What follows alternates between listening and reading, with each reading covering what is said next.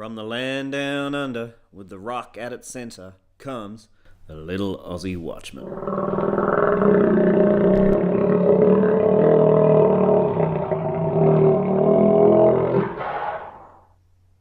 On TLAW today, who burnt down Geelong's mosque? The media was in an uproar. Geelong's mosque had been burnt down. The undertones were clear. Some racist bigot who hated Muslims burnt down the mosque. However, on closer inspection, it turned out that the mosque looked like a church.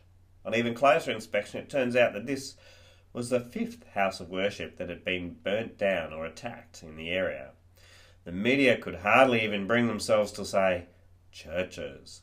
They were quick to point out that a mosque had been burnt down, but once it became clear that it may have been a mistaken identity, suddenly it was no longer an issue. So, there have been arson attacks against 4 churches, and the 5th building was in fact a mosque that looked like a church. It used to be an Anglican church. It's more likely that this spate of arson is vehemently anti-Christian rather than anti-Muslim. Was there any outburst of Greek shock from the media over the 4 churches that had been burnt down? None whatsoever. The only reason we know that the 4 churches were burnt down is because the attackers possibly accidentally targeted a mosque.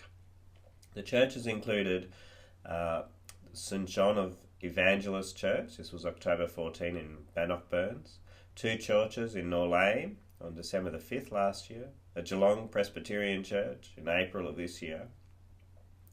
So instead of pointing out that these were unprovoked attacks on Christian churches, the media have started speculating it's because these churches may have had pedophile priests at them, which therefore initiated retaliation.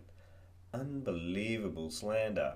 First, it wasn't Christian churches that were the main target. Then, when it became clear it was because these churches must have pedophile priests. The anti-Christian bias within the news media is just unbelievable.